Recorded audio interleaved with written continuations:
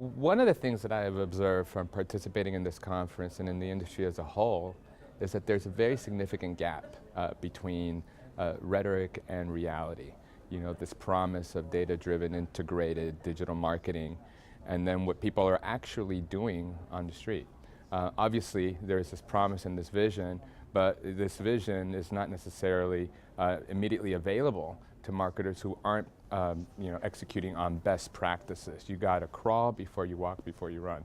And a good example of this is, you talk about omni-channel, you talk about multi-channel, you talk about bringing in data and making it directly available to marketers, but that's not really going to be actionable unless you're practicing fundamental best practices. A great example is testing and optimization.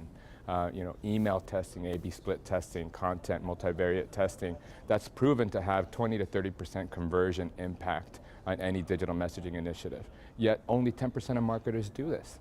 And so, they're not performing these best practices, and they're very quickly being distracted by this promise of this integrated solution and capability.